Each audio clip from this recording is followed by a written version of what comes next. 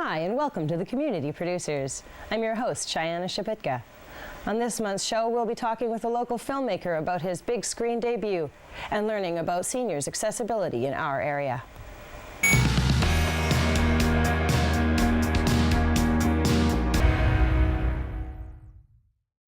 A popular business competition is fast approaching, and this year Junior Dragons Den is going provincial, including students from northern BC.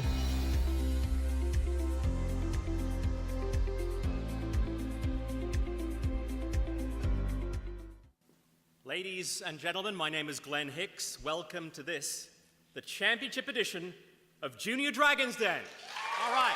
Woo! Well, Junior Dragons Den is a student business competition, and it's for young and upcoming entrepreneurs to showcase their business ideas, business concepts.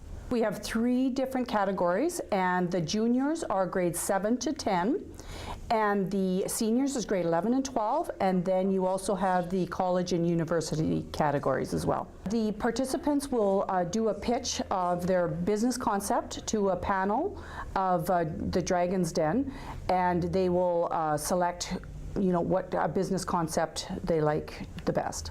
Yes, it's any business idea, and a good place to actually do some research is go to the Juniors Dragons Den website, and it's www.juniordragonsden.com, and they can get all the previous presentations from last year, and there's a large variety of different business concepts. So if they want to go and view last year's, it's very entertaining, and there's a large range of business concepts.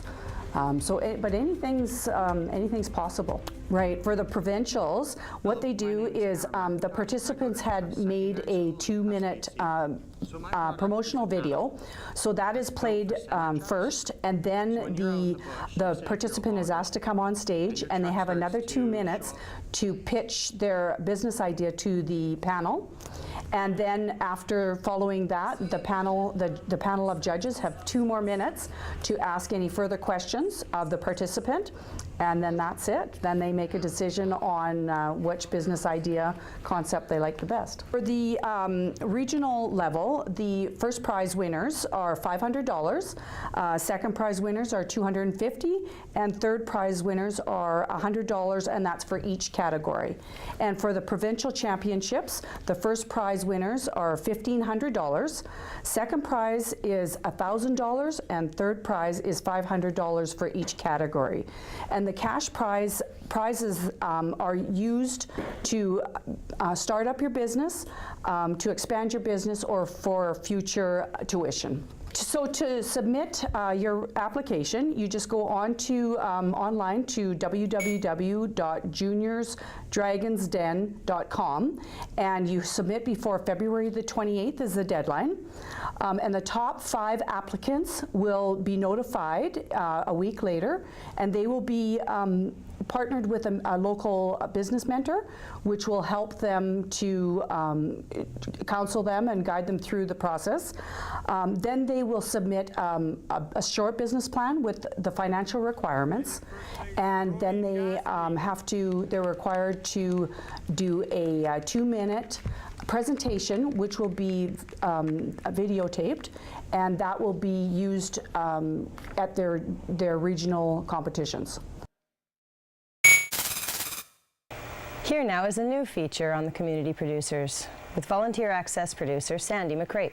She's going to update us on the City of Castlegar's new age-friendly community program and what it means for seniors in our area. Hi, I'm Sandy McCrate. I am here to talk to you about a new project for seniors in the Castlegar area. So it is called the Age-Friendly Castlegar Report. The idea is that we want to find out what kinds of supports do we have in place now for our seniors, and what activities or supports are the seniors wishing that we had. So it's going to be a couple of stages. The first stage is to get these questionnaires completed. So over the beginning of February, we will have several locations where people can pick up the questionnaires. So that will be at City Hall, PharmaSave, Shoppers Drug Mart, Safeway Pharmacy, IDA downtown, and the reception desk at the Castlegar complex. So that'll be spots where you can go and pick up a blank questionnaire, but also they will collect the completed questionnaires as well. So the idea is to find out what there is, what we've got, and I guess that's twofold, because if we have a whole bunch of seniors projects or activities going on and the seniors are not aware of them, then that's an issue as well. We need to figure that out too. So the first stage is to collect the information. Second stage is collate all of that information so that we have a good idea of what people want to have, what's on the seniors' wish lists. Then we're going to have some public events where we'll talk about the results of the information.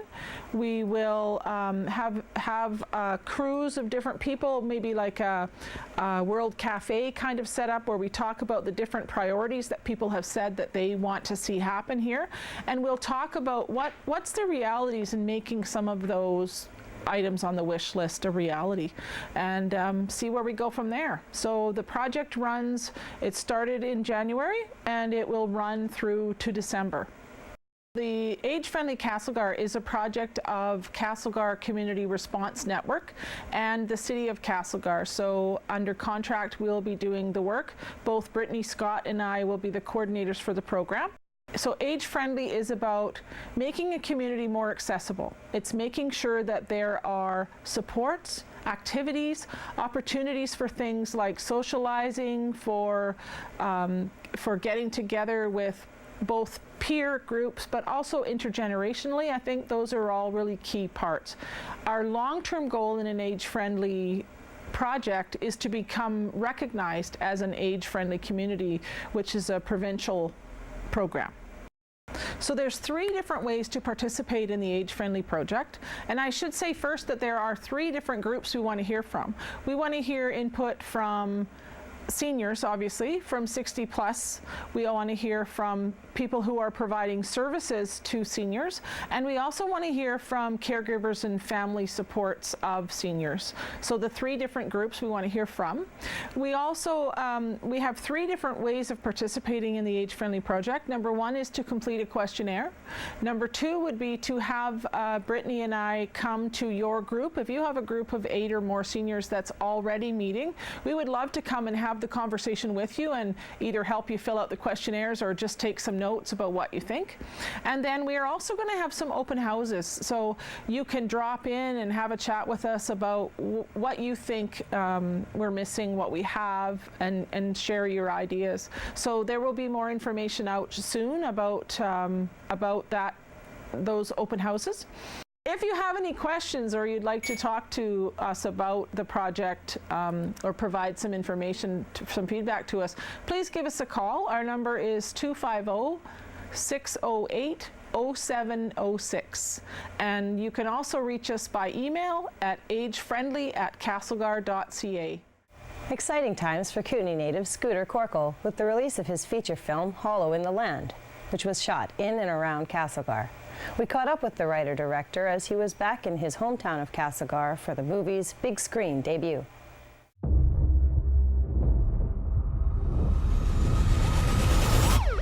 I grew up in Castlegar from ages about 2 to 18, born and raised, and as a filmmaker I moved out to Vancouver to do acting to start. And then I didn't get into the school that I wanted to get into, and I was like, maybe this isn't for me, and I fell behind the camera. And then, yeah, for I guess a good 14 years now, I've been working in production in film, which means like slinging lights around and sandbags and you know, cameras and such. And then I just slowly kind of decided that I was ready to direct, and it took a long time for me to really find a balance at which I was comfortable enough to actually start directing, because it's a huge job. Hollow is comprised of a cast and crew, mainly a crew that are all friends of mine.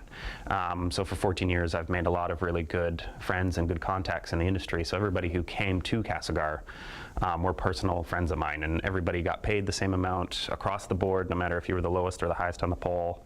And it was a real communal effort, and then came to Castlegar where it's like friends and family and bring that community together. So yeah, everybody who got the chance to work on this film, hundreds of people, because of all of Castlegar came out too. I think it really made the experience like a good communal, like it felt good to be here to begin with, and there was no animosity, and you know, it was just all around. The crew said that it was like one of the favorite things they'd ever done because of like landing in the town and just feeling completely a part of the town, you know. I was here for about 2 months when we were filming, and the filming itself was 19 days. And we were all over town, so we were in Robson and Nudishinya and Thrums and Castlegar proper. We went all and way up past Creek. We went everywhere, and we touched on everywhere. And writing it, you know, I started writing it 4 years ago now, and it was writing in all those places, all the places that I grew up. You know, my best friend Max Kanak, and like we wrote his house in, and like, you know, I wrote in again the complex and all these different places so you could watch hockey and, you know, get a sense of the place. Downtown Castlegar, and just wandering around downtown Castlegar, Castle Bowl, all of it. Yeah. We were moving every day, every single day. We had to shoot, pack up, move to the next location. Next day we'd shoot, pack up, move to the next location, which is sort of a killer for film sets. It's not really what you should be doing, especially on a schedule like that. But, you know, we wanted to be ambitious. Getting around Castlegar is like, you know, it's 10 minutes here, 10 minutes there. It's really not that bad. And we're able to pull it off. Hollow in the Land is, it's a small town, like murder mystery thriller. It follows Allison, who's the matriarch of the family, as the older sister of a fellow named Brandon, who's quite a violent guy, mainly because their father was sent to prison a year earlier for accidentally killing a child.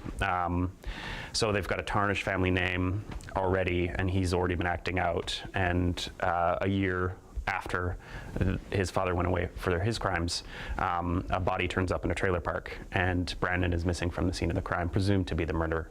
So Allison has to try and track him down before anybody else does, especially the police. But the deeper she looks, the more secrets come about, and you know, bodies turn up, and all of a sudden she's a fugitive herself. So it's yeah, it's a fun little ride. Like, we created a thriller, not just sort of a home dramatic story, but we tried to build in all these fun little elements. So yeah, the two things that we were really proud of are the extra performances and the casting. I think Diana did an amazing job. I like everybody in the movie, including the Castlegarians. They just killed it. People with no acting experience, you know, and then also the tone of being able to capture what it means to be in Castlegar. One of the major pieces of good positive feedback that we got was how lived in it feels, how much you feel like you're actually in the Kootenays, and that was incredibly important to us.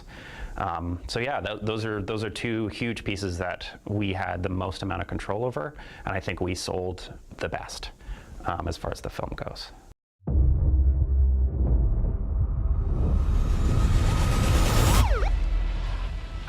Face on the ground! Keep it up, Brandon. You'll be sharing a cell with your old man in no time. I don't know what to do anymore. Keep having this conversation over and over. Nobody asked you to be the parent. Who's it gonna be then? It's me and you. Remember? Where are you going? I don't know. Running around? You know Sophie's dead? Well, we found him this morning. He's dead. You think Brandon did it? Dad! Are you sure you don't know where he is? I'm sure. Don't lie to me. Do you think he could have done it? The police are gonna find him, and then we're gonna figure this out, okay? Look, you gotta get it together. He's your brother. If they find him first, they're gonna string him up. You're all he's got. Were you working last night? Just looking to get some information. How dare you show your face after what your brother did? He's missing Helen. He's not guilty. Don't let us find you messing around again. The next time you need to see something for yourself, don't. I gotta find him. What are you doing? You're not a cop. There may have been someone else there last night. How would they have known I was up there? I don't want to see you get into something you can't back away from. Don't move.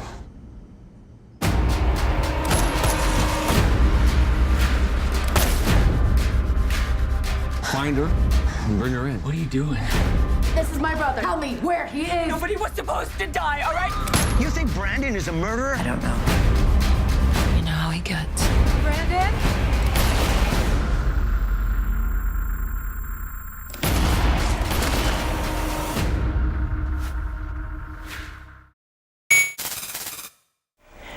Now we bring you another installment from the Visac Artist Profile Series. Up next, we meet Eric Gonzalez, a local filmmaker. I think it's like no different than painting a mural on a street, you know, something that people can look back on and share with others. And yeah, that's kind of what I see myself doing here in Trail and the work that I do today. So my name is Eric Gonzalez and I'm a videographer based out of Trail, BC. A really big influence for me at the beginning was a local school teacher, Jason Whitley, at the high school here in Trail, who kind of took me on as his protege for the video announcements at Crow. That's kind of how it started off, and I did that for a couple of years, and then the city of Trail gave me the opportunity to produce a video for them. And for me, just realizing that I could be getting paid for doing something that I love was huge.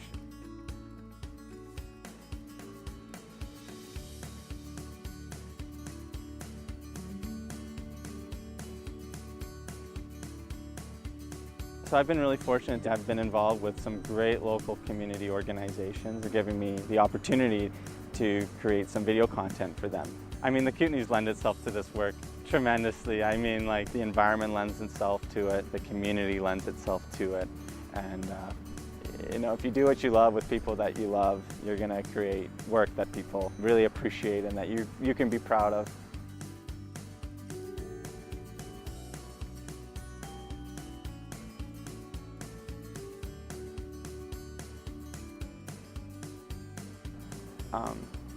I think the other thing, especially with videos, and I guess with any art form really, is that your passion and your interest for the medium will always shine through it if you're really wanting to do a good work. And I think people appreciate that and realize that when they see your art out there.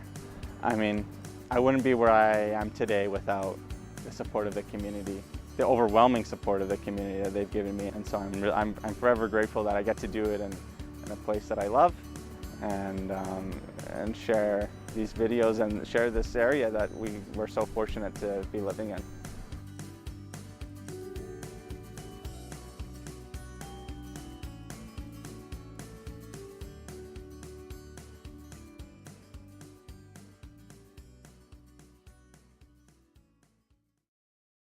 That's it for this episode of The Community Producers. Thanks for joining us.